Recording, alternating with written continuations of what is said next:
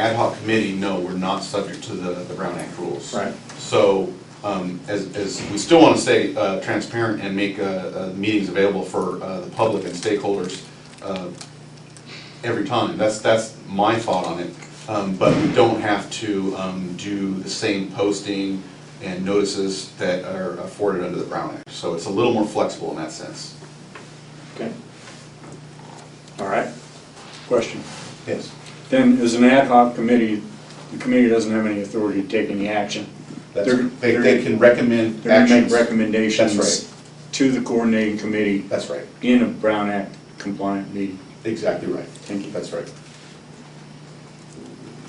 And what will be the work product of this task force, this small task force? Well, and I don't want to speak for Gary because he's not here right now, but the original genesis of this task force is that when the IRWP was forming, all of the different counties within the region all thought that invasive mussels, invasive species in general, but invasive mussels is a huge issue, has the potential to infest our water bodies, and we need to get something going region-wide.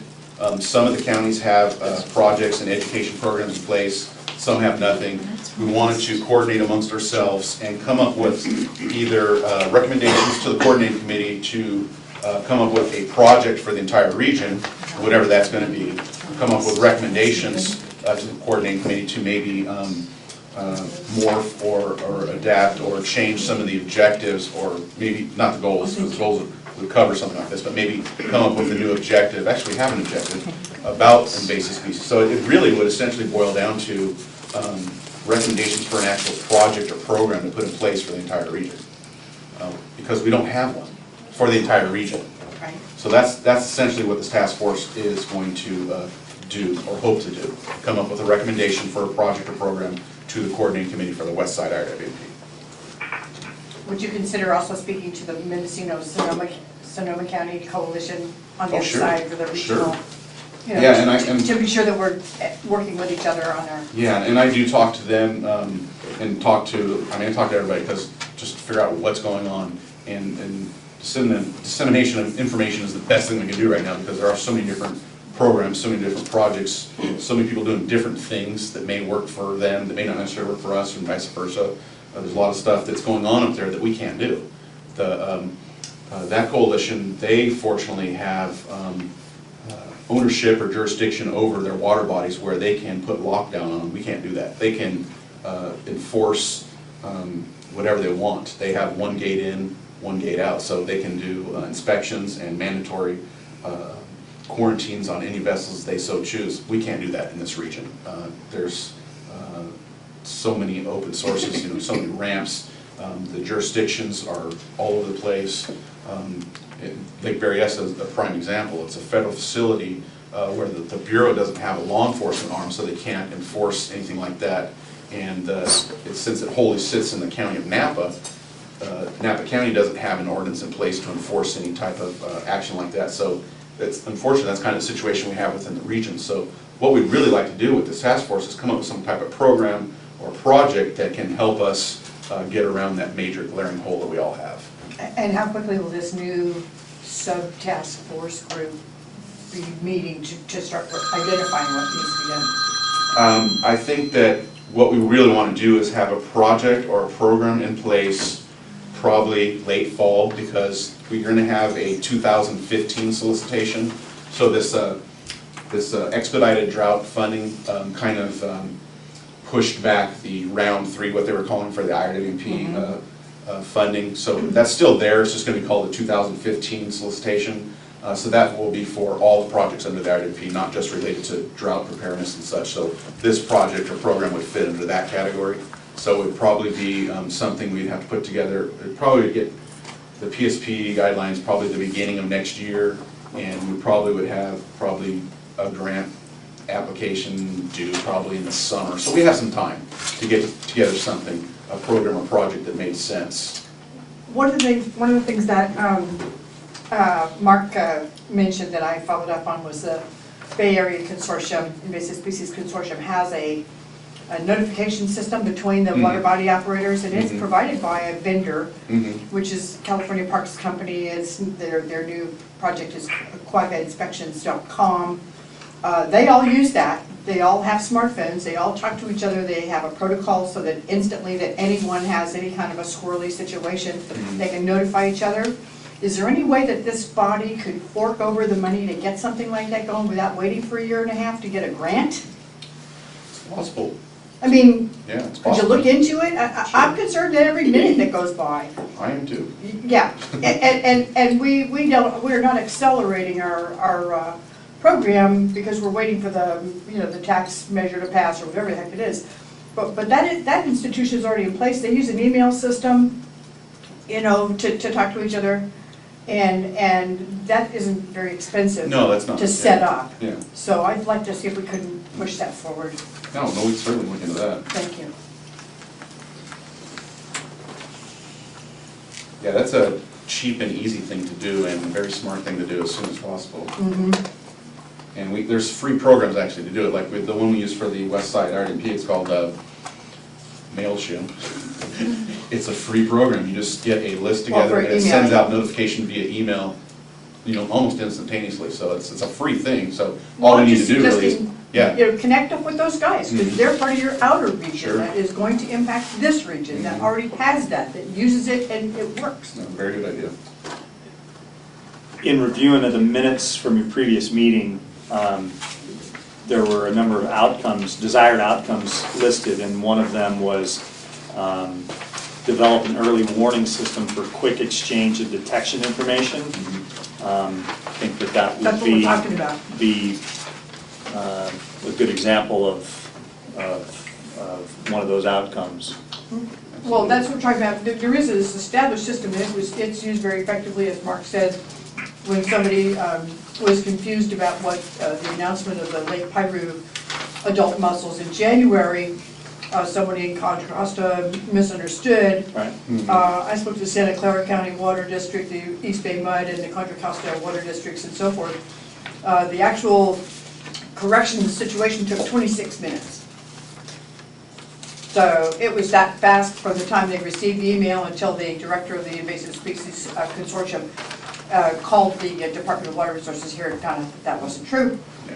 And then they just did it. So that's what I call something we could just piggyback on. Yeah, no, I think we can get something up and running fairly quickly.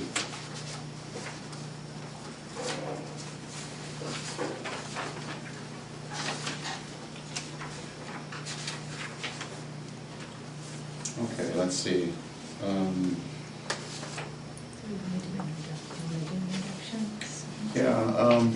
We do have some new faces here. Why don't we do reintroductions since we actually have started a new meeting. I'm Chris Lee with Small County Water Agency. Jason Jordan with the Bureau of Reclamation at Berryessa. Melissa Fulton, Lake County Chamber. Mark Miller, Lake County Department of Water Resources. Betsy Conn. Mike Dunlap. Scott DeLeon. Karen Rutan, Department of Water Resources, Lake County.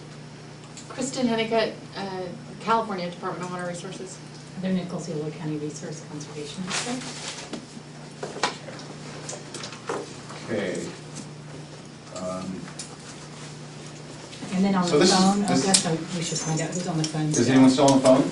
Yeah, Doug Heron, City Clear Lake. Hey, Doug. Jennifer Reed, Yolo County Flood Control. Okay, since we did post an agenda, why don't we go through the agenda as it is approved, unless there's any additions. But this is going to change, when we do change to an ad hoc committee, it's going to be a little more free form. I think we're probably going to have, again, we're going to leave this up to whoever's going to be leading this task force, but it's probably going to have a couple of standing items, but it's going to be more free form, kind of brainstorming how we get something better in place for this region. But since we have an official agenda, we'll work our way through this today. So do we have any public comments for any items that are not on the agenda? Yeah, I'd like to see immediate attention given to the actual ordinances and codes that are available. So, for example, one thing we heard from the state invasive species coordinator was that there was a fish and game code that requires Delaware County Flood to have a management plan because they have the dam. Yolo says, of course, now Jennifer was at the last both of the invasive species council meetings last year, that they don't have that actual legal responsibility. So I'd like to see if we couldn't get some legislative support, somebody in a legislative office to help us understand where's our best focal point for getting a regulatory instrument that would be effective throughout the region. Because if you could get one actual regulatory system, then implementing that in the different circumstances would be up to the individual programs. But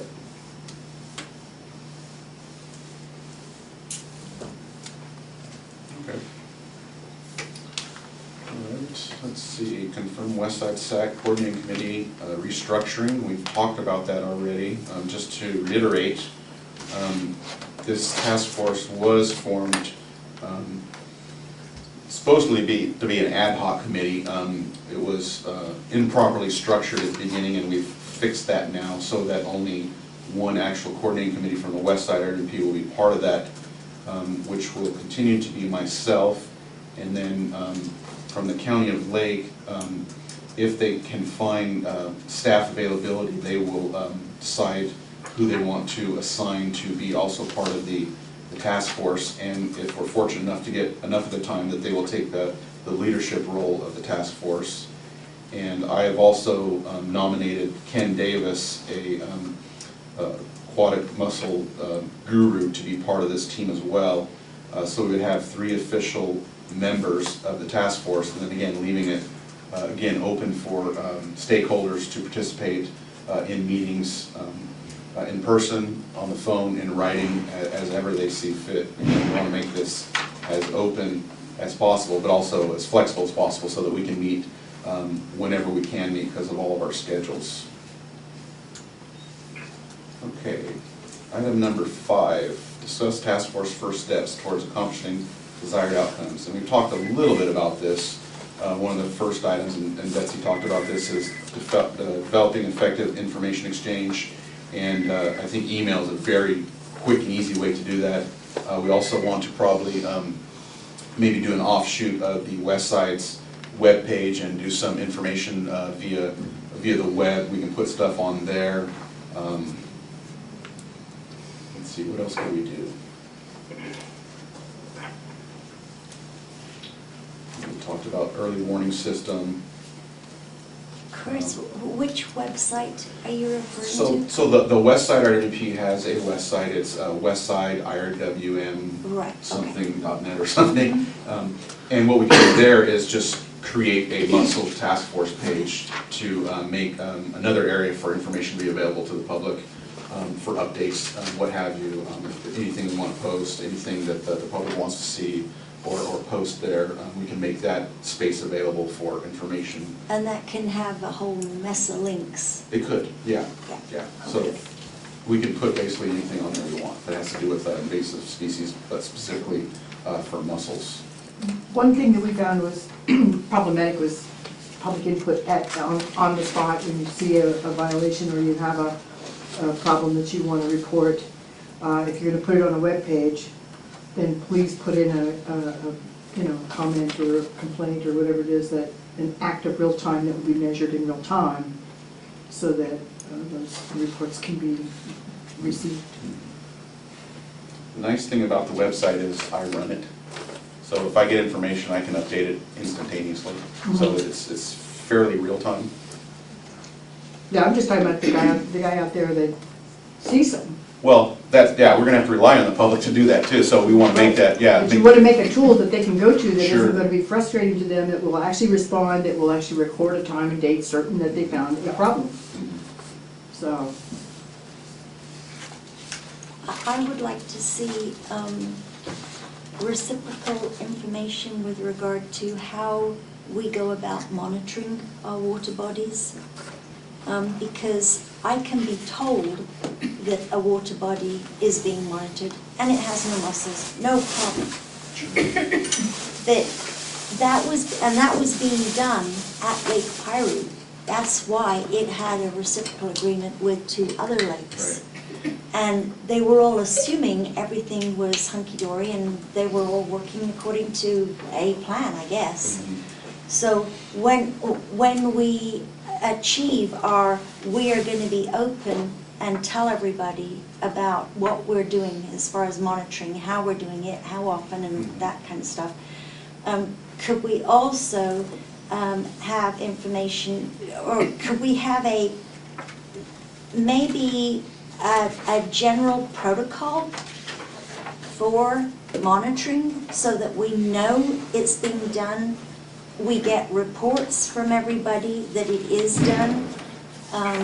You know, when they're doing surface surveys, I don't know how long ago they did a surface survey. Was it a week ago, a month ago, 2 years ago?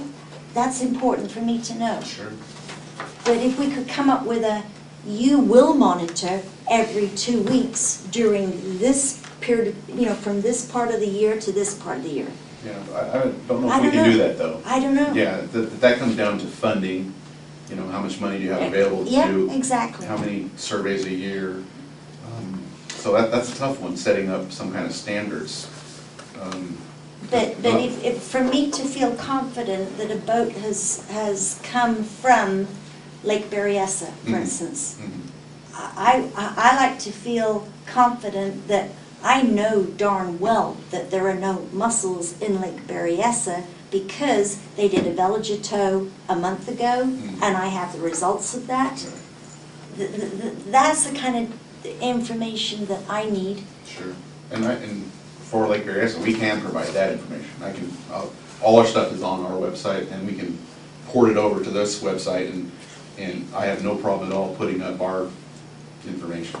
But I can't say that for everyone. I don't know. Yeah, I know. We don't know what everyone else has, No, unfortunately. exactly. I We mean, probably don't. our biggest issue is getting information on a statewide basis. Yeah. You know, our screening program in Lake County kind of depends on what the state tells us. And the state will tell us anything, but why do we have to go ask? Why is there not? It should be readily available, but you're right, it is not. Yeah. I'd like to suggest that you have an opposite problem.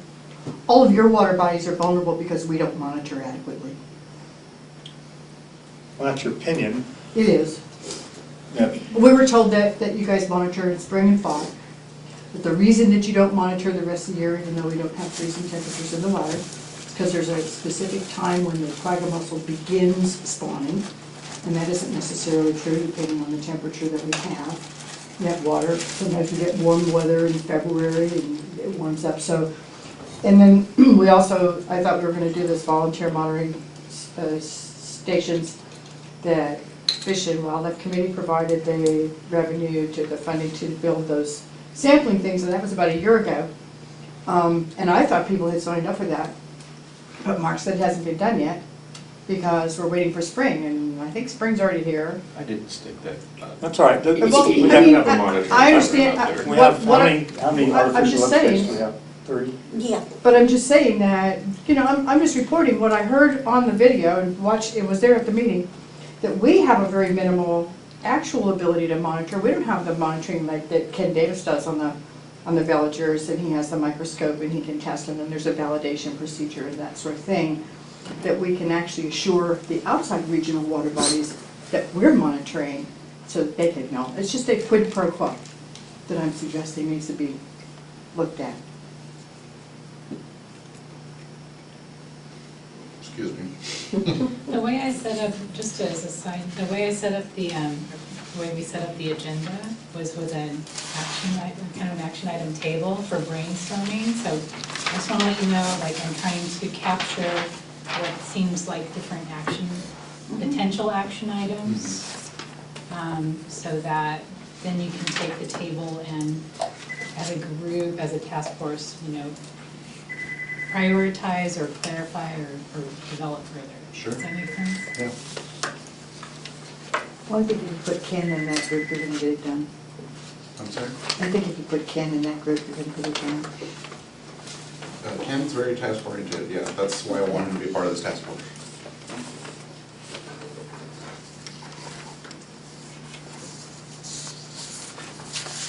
But Ken's also paid by me, so I can tell him what to do. I know.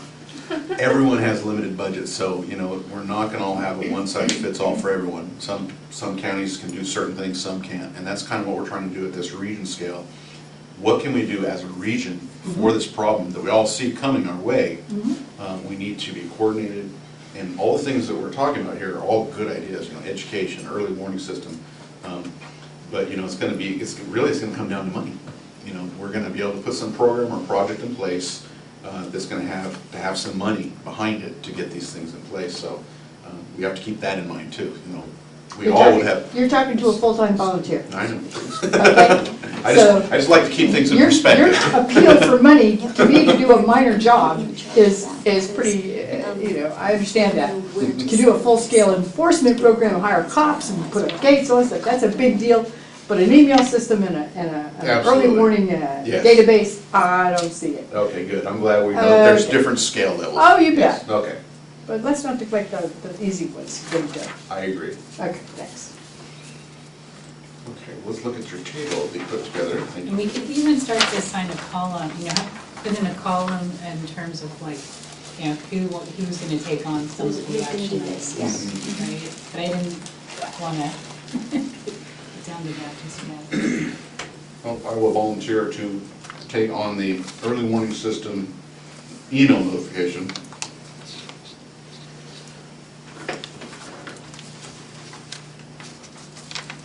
We'll go ahead and look into that software program that the Bay group is using. Okay. I'm a little familiar with that. Oh, good, good.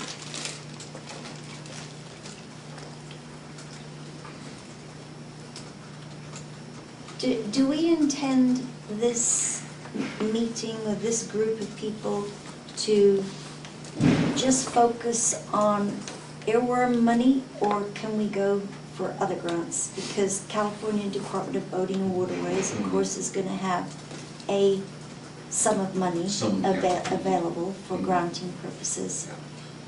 No, absolutely. I think that what we need to do is first figure out what we want to do, and then absolutely try to grab as much money as we can from wherever it comes from. Okay. Yeah, absolutely.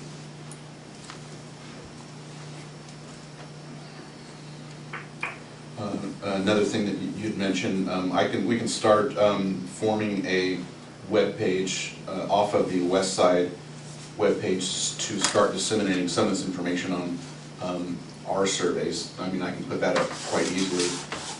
We can put our mussel plan up there, what our survey results are, what our plan of action is for Lake Berryessa. And then as others can provide that information, I can post that as well for what others are doing in the region. Can we kind of separate out the monitoring schedule so that it kind of, you know, it's right there in your face?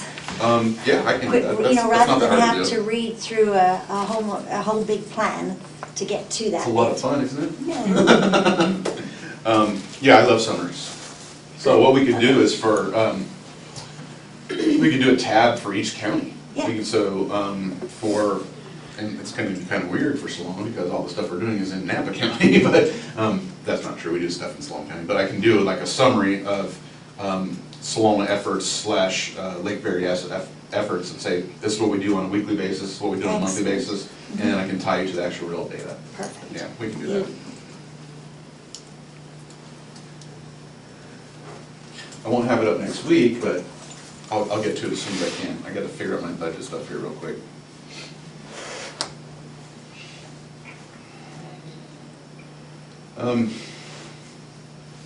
So I think that kind of ties into this clearinghouse thing. Unless someone has a better suggestion, I think that website can be a good vehicle for a clearinghouse to exchange information and put information up there available for everyone to see. And if there's big documents that need to go back and forth, I have an FTP site off of our website that we can utilize too. But we can also break documents down so they're smaller to download if that's always an issue. What about linking to that Bay Area Consortium? Yeah, we can database? link to all the other consortiums, all the other groups that are meeting. Thank you. And so if you guys, everyone would start brainstorming of potential links of groups that we should be talking to or at least linking to, that would be great. Who we talk to, who we grab information from. Kelly Klett, What's that? Kelly Klett, K-L-E-T-T.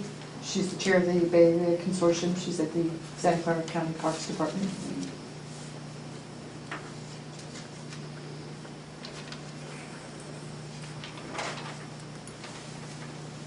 So on the earworm website, there'll be a big banner somewhere that you just press on to get to the mussel part, or?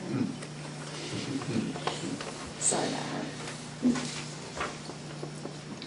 So at the top of the page, there's a bunch of tabs for the plan, projects, meetings. You just put in a tab there that says Mussel Task Force. Perfect.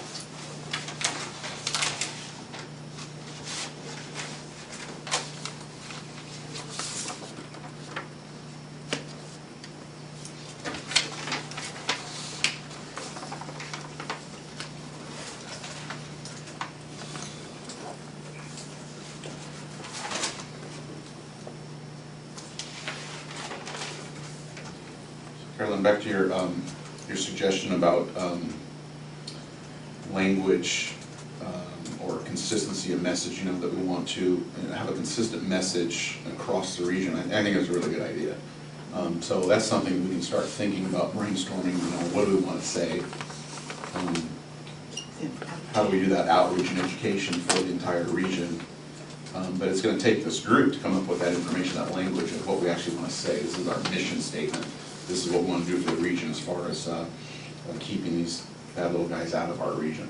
So that's something we're all going to have to do as a group, kind of brainstorm. And there's a lot of good information out there, so we can steal and cut and paste from a lot of that, but we're going to have to put that all together at one time and then just kind of just go through it basically and see what we want to keep, what we want to gut, what we want to add. So I'm going to give that to Heather.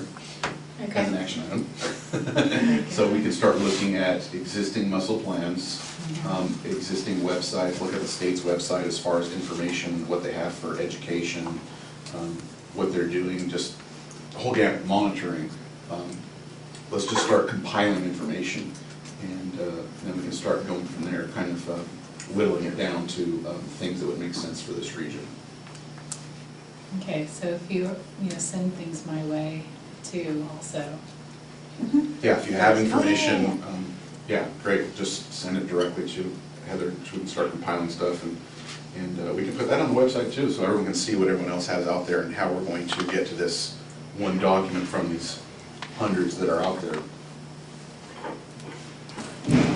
Let's see, that kind of goes to this other action item, brainstorming, funding sources. Well, we can start, we know some that are available, but I'm sure there's other foundations out there that have money for this type of thing, or they have money period and they may fund these type of projects where they may not have in the past. So we need to, as we're trying to update the West Side website on potential funding sources, almost all of those would probably be applicable for this type of task force as well, for these types of programs and projects. So we're hoping to get that updated here soon on the West Side RMP, but I'm sure that the vast majority of those funding sources would be available for this type of work as well. So that probably will kind of take care of itself. But if you can think of some more, like you suggested already, again, send them our way and we can start compiling those and start looking at, are there grant applications due at certain times of the year, or if there's just open enrollment, so we can just have a good sense of what's available out there.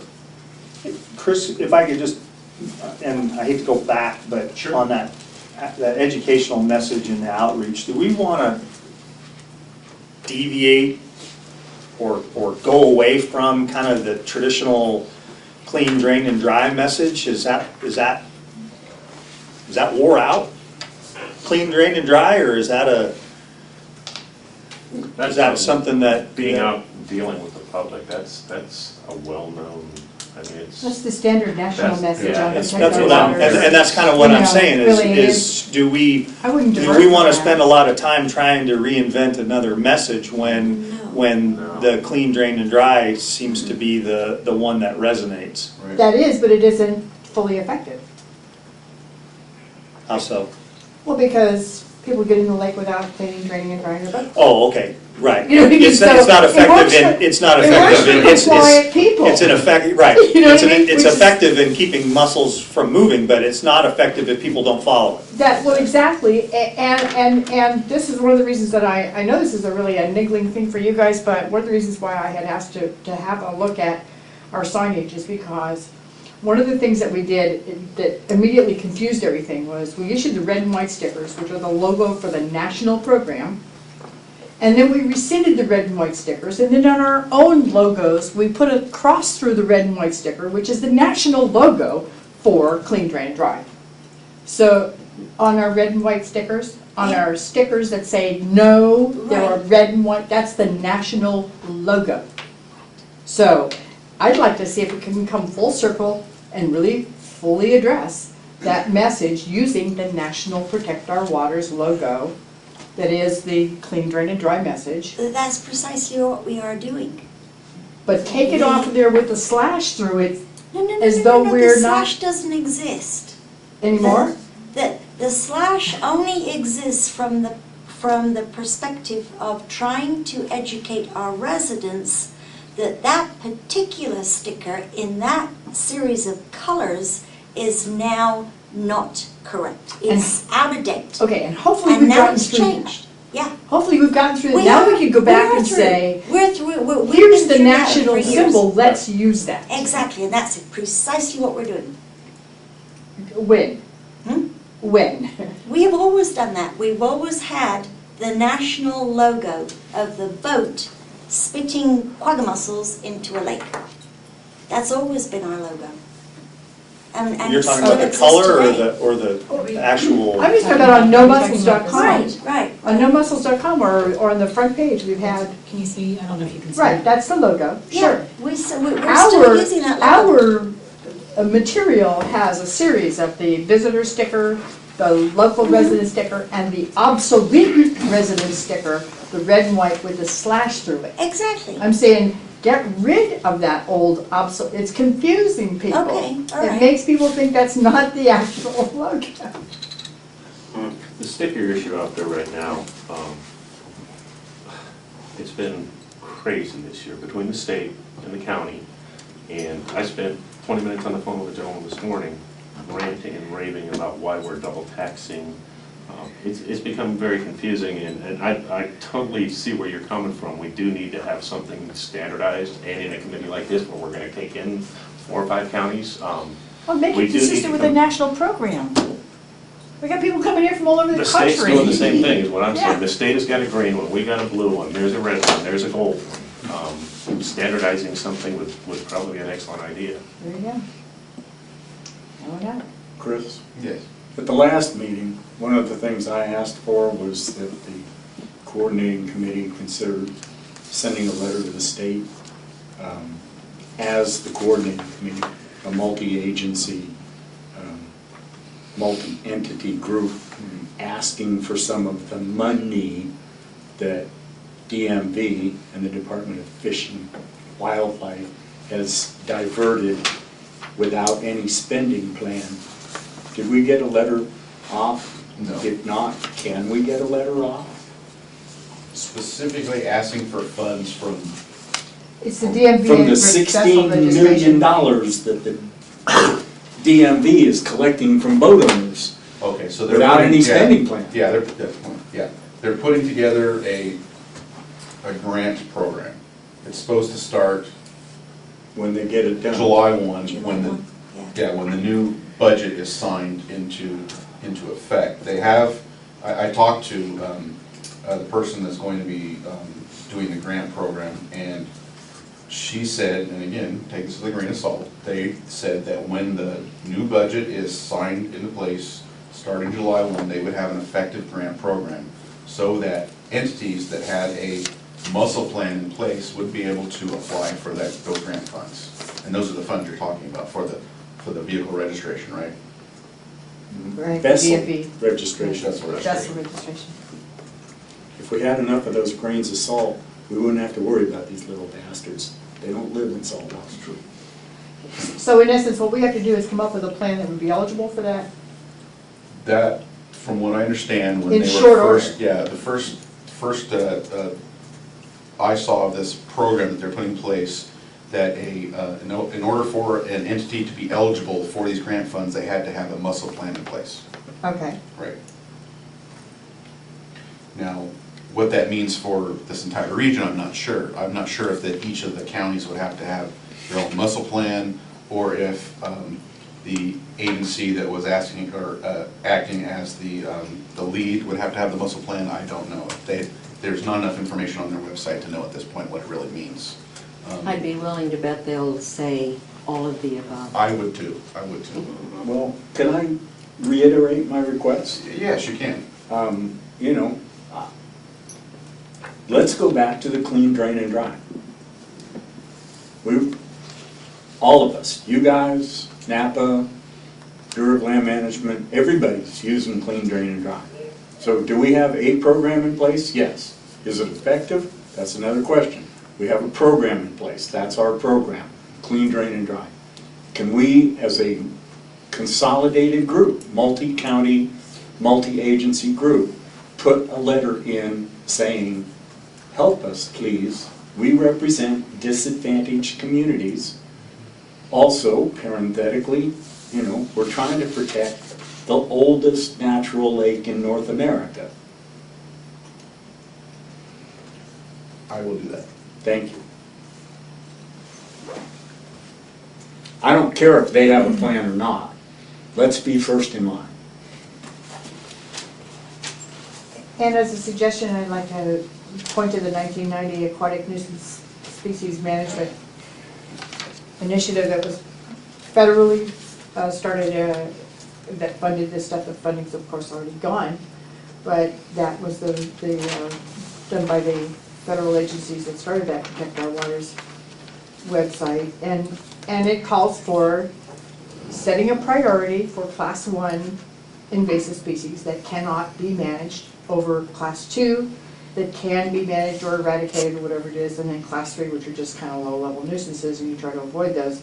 But Class 1 is an invasive species that is fatal. And by identifying that through the already established federal definitions, you could get that taken to the governing boards and the bodies that actually have funding, like county governments, and explain how fatal this is. You know, everybody here knows the cost of dealing with this intractable problem. We all understand the rationale. But there is this legislated, established hierarchy for getting that identified as a priority for spending. So I think this gets used. That Montana in 2002 created their statewide plan that included this priority system that got their state legislature to fund it. And then they came up with at that time, the best they could do, rapid response plan. We need a rapid response plan. And we could, the leverage for that is in this whole federal structure.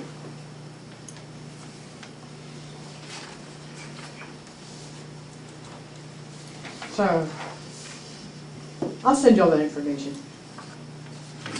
Sure. That does bring up an interesting question. What do we do if we get them? Depends on where you're at. It really does. What kind of jurisdiction you have on your water body. You know, I'll relate the problem we had when we first discovered New Zealand mud snails in Coot Creek. Ken Davis was out there just looking at invertebrates for us. We were doing a catalog of the invertebrate species in the inner dam reach of Coot Creek, and he saw the mud snails. He knew what they were because he's an invertebrate zoologist. He knows what he's looking for, and we notified at that time Department of Fish and Game. We gave him a plan. We want to de-water this section of the creek. We want to steam clean the hell out of these rocks and kill all of them where they sit. Perfect. You couldn't do it. It's a live stream. You've got native trout in it. You've got other native aquatic organisms. It just was not allowed. Now New Zealand mud snails are found 12 miles downstream. It's a very difficult thing for people to grasp. You know, they're trying to protect the natural resource, but you have these aquatic invasive species come in, when you're talking about dealing with them effectively, there's only really a couple ways you can really effectively do it. You kill them at the source, you stop them at the source they're currently contaminated in. All the lakes where they currently have, there's no effective means of stopping those people and decontaminating their vessels as they come out so they can take them somewhere else. So locally, I'm not sure what we can do. I know at Lake Berryessa, you know, if we get a infested vessel, the best I can tell my interns to do is call the wardens at the lake who have no law enforcement capability to stop someone going in, call a fish and game warden who can stop them, but there's one warden for 2.5 counties. You've got 60 wardens for 58 counties. They're spread so thin. Third, you can maybe call a Napa sheriff who does not have the responsibility to stop a boater from going in the water with an invasive species. They got to worry about some DUI or a crash victim or a fire. So, you know, by the time they get down to me, I have no absolute jurisdiction whatsoever at the lake, so I can't do anything. All we can do is say, you're a potential violation of Fish and Game Code. You could potentially be fined, and that's about it. Yeah. At Lake Berryessa, that's all we can do. Yeah. Now, some of these other jurisdictions, these other reservoirs facilities where they have complete jurisdiction, they can do whatever they want. They can completely quarantine anything, stop them from coming in, but we just do not have that luxury. It's unfortunate. So, in place of that, we need to have some kind of educational program or project in place to try to get around our deficiencies. So do you think it would behoove us all to think about what we are going to do? Absolutely. I don't understand the question, Carolyn. Oh, what are we going to do when we get them? I don't have the answer, but I don't imagine you'd like it. Well, we all have answers, but it's what can we actually do? Do to mitigate them? Nothing. No, I mean, to There is no. get them out of your reservoir. There is. You're not going to. That's probably likely. Then I have a hard time understanding why there is no one at Berryessa that has any authority to do anything. Or Shasta. You know, in 2008, when this whole thing started for Lake County, we had a lot of the state players at the table here at a meeting in April or May of 2008. And everybody's sidestepping the issue, and everybody's saying, I can't do it because I might hurt this agency or I might hurt that agency. I don't want to step on this person's toes. And now we've got the state government who has passed a law that's collecting millions upon millions of our dollars, and we still have jurisdictions where nobody takes responsibility, where nobody can take responsibility. That to me is ludicrous. You're preaching to the choir. I know I am. I know I am. But the point is that until the choir starts singing loud enough.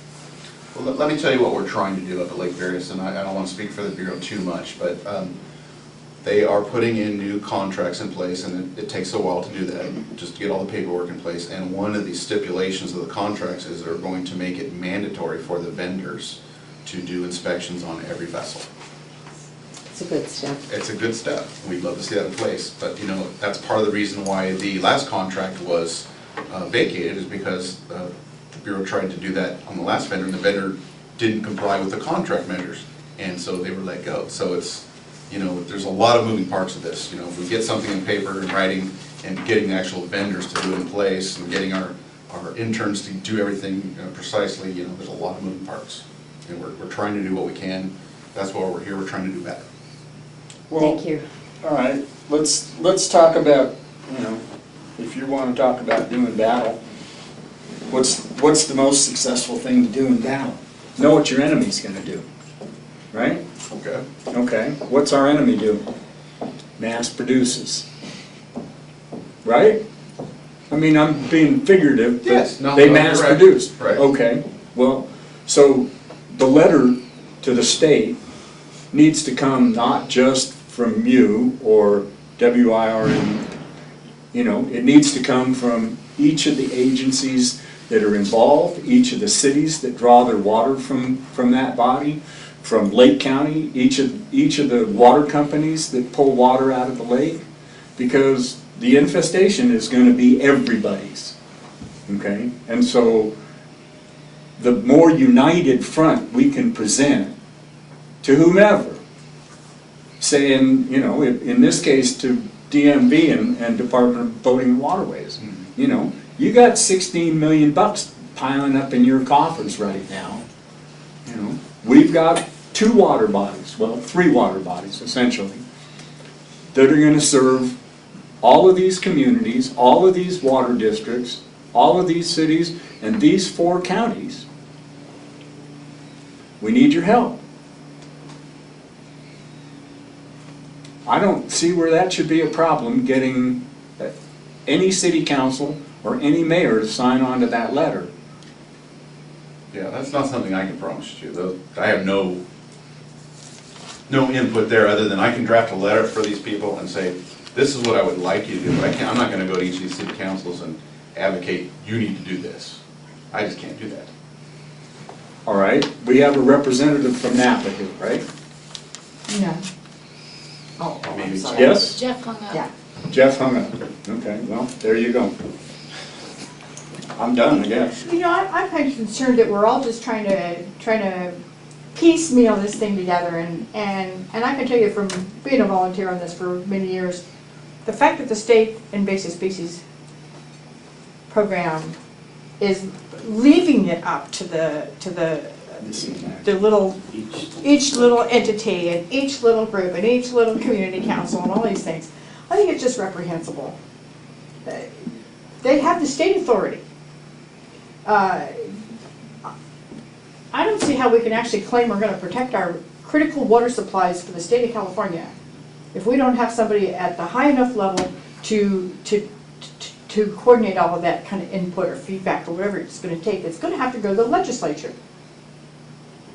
It just is. You know, everybody's sitting here. Everybody's earnestly trying to figure out how can we make this little sticker work or that. You know, folks, this is not being coordinated at a high enough level. Well, that's what we're trying to do with this group. So now, what can this group do to go back to that high enough level and start, you know, identifying this as a real threat? A real threat.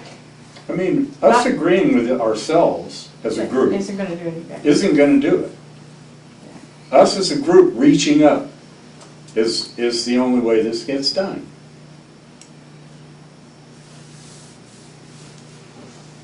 I'll tell you what I can do. There's certain things that I can ask for up. And being a water agency, we have certain favors, certain recommendations, and I'm going to be blunt with you. We don't put our necks out there too much when it's not a water issue. Now, this is a water issue, obviously. So this will be something that I would talk to my general manager and say, where can we take this? We've got, well, yeah, the department to some extent, but it's not their code that has any effect on this particular species. But it's a water issue. It's a water management It's issue. a water management issue, and oh my God, you know, we get them little buggers in this lake, they're gonna be what? They're gonna be in the creek, they're gonna be in the delta, they're gonna be in the state and federal pumps, right? Right, Because it's all downhill from here. right. Okay, And so, I can get the invasive people within Department of Water Resources to attend these meetings and to participate, but we don't have any funding within the department to help with the issues. So I think it might be more beneficial if you were to have the state agencies such as the Department of Fish and Wildlife here to let them know how big the issue is and to then go through them to find out We need to how get a to fund response. it. Yeah, And we've been through this already. Get a Right. response. This is year 6 of this. You We've can't- already had the exercise. Scott knows. We've been through all the dog and pony shows with the State Invasive Species Council and the governors of the Western State and the Pacific Marine I'd go Fisheries. so far to say if I thought that the leadership of, and all I really know is the Department of Fish and Wildlife. I don't know CDFA, who frankly I think CDFA should be the agency Absolutely. that's running this effort. But Right. if I had any belief that Department of Fish and Wildlife had the ability to do something, I'd go so far as to say, take the $16 million or however much it is And that give it to them. you've raised, and something. you do something with it, as opposed to doling in little bits and pieces out to every Exactly. water body in the state of California to do, as you just Exactly. described, little patchwork, little heres and theres that we're all grabbing at straws. Take that money and do some big thing that is gonna protect all of A us. statewide program. The state needs to mandate that there is not a body of water within the state boundaries that does not adhere to a state mandated program. They need to, and we've said that from day Just the one. opposite. They've said, figure it out, guys, You on your handle own. it. Well, and we can't even get the state to admit that there is not a single example in North America of, quote, managing an infestation. That's incorrect. I beg your pardon? Which part is incorrect? Incorrect on their part. Yeah, Well, absolutely. absolutely. You can do So- that. You know, they keep saying, you know, well, let's see, you know, who's the outfit in Fairfield that's come up with their, you know, their treatment methodology? Well, that's great for a pond, but it doesn't work for any water body. Maroon bio. Yeah, thank you. So here's one possibility that has not been actually exercised, and I know everybody's kind of resistant to this, but I'm gonna keep raising it. The Emergency Management Agency of the state of California has a critical threat analysis process. These are critical water supplies for the state of California. We haven't asked for a critical threat analysis. The American Society of Civil Engineers has report cards.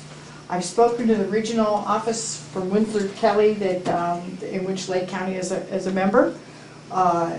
Those folks, there are a number of those kinds of bodies to whom these levels of threats should be high on their report cards for dangers. We're not going to those agencies. We're not going to Aqua. You know, we should be going to Aqua to get support for this. Scott, you know what I'm talking about? Mm-hmm. Okay. Because the professional associations of the actual managers of infrastructure have a reason to be concerned about their investment, and it's a physical infrastructure investment as much as anything else, plus a health and human safety issue. And the argument about not having enforcement capability is bogus. If I had this size container full of dioxin, and I said I was going to put it in Berryessa, Citizens arrest. you could stop me, couldn't you? Yeah. Okay. If I had that cap full of them little mussels, and I was going to put it in Clear Lake, I'd do just as much damage. And anybody wants to make the argument that, you know, there's no law under which I could be stopped? That's There crazy. are. Of course there are.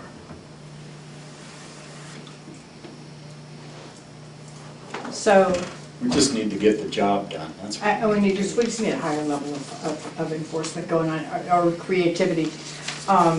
The other thing is to restrict the vessels leaving an infested water body until there's some sort of protection for those vulnerable water bodies. Earlier, Scott, I asked this question about doing a vulnerability assessment for our groundwater, because there is we know that is a technique that's available, it's approved by the state and that sort of thing.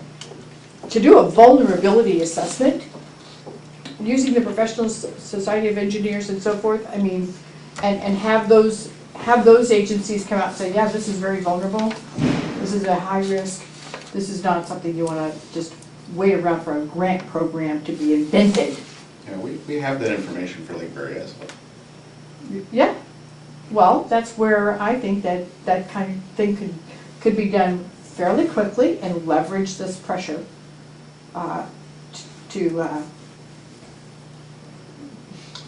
to put some agency in charge that has the power.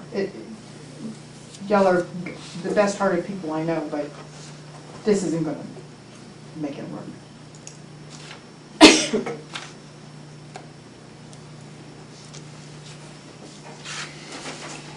That was all of our action items.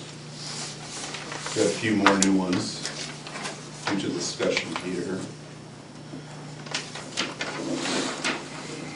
Let's see, kind of touched on this about funding strategy. We're going to start looking at, well, we're going to definitely update the IRWM webpage to look at all the different funding opportunities that will be almost certainly applicable to any type of project or program we'll be doing for Mussels. But then we'll also be looking at, we really want to look at a project or a program that we want to put forward for the 2015 solicitation, if we so decide that there's something here. I think that there would be. I think there's a lot of stuff that we're doing right now, but there's stuff that we can do region-wide that we're not doing. So I think there probably will be some type of program or project that we could put forth, I think, for the 2015 solicitation. But again, looking at other funding sources if others are available sooner. Some that were already noted for vessel registration, things of that nature. Let's see, next meeting date and location. I'm going to hold off on this until we hear back from Scott on availability of his staff to participate and hopefully lead this task force. So when Scott can make a decision, if they have available time, then we'll kind of set up the next meeting date and location. That's all I have for today. Can I ask one more question? Sure. On the grant funding, because Lake County already has a number of projects in mind for the quagga mussel prevention program, would it be worthy of us to go after the boating and waterways money as a separate county, or would it behoove us to do it for the earworm, the West Side group? I'm not sure. Does it give us a little bit more credibility, power, wow, you know, a bit of gee whiz? Well, yeah, to piggyback off what Mike was saying earlier about numbers, different agencies together, Right. I think it does give it more weight. Right, right. So I think just off the top of my head that it would make more sense to apply to a grant like that as a group. Right. But we wouldn't want. I would hope so. But we wouldn't want to stop, you know, the County of Lake from applying for those grants if there was some project or task you wanted to go forward with. But as a region, I think it would make much more sense to apply together. Right. And let's make sure that whatever we do design here for this particular geographical area does have synchronicity with the regional Oh, for sure. process. I mean, Absolutely. Yeah, well, that's so. some of our first action items is to get that regional collaboration up and running so that we are all talking the same thing. Would it make sense, Carolyn, to share your project proposal with the group? I think that proposal is still in gray cell form, unfortunately. But yes, as soon as we have something, absolutely, yes. You know, I would really recommend that you look at the the Solano County Water Agency, look at Ken Davis's 2014 report that's online for their monitoring program and that kind of thing. It's just the most wonderful information I've seen so far on this. But also go to the Santa Clara County Water District and look at their proposal or their plan that they put into place about 6 years ago. And that Kelly Collette still employs, because they ramped up really fast on that. And I know she said it's due for an update, but it was the basis of the program that they put in place there. So that's available to look at as a plan.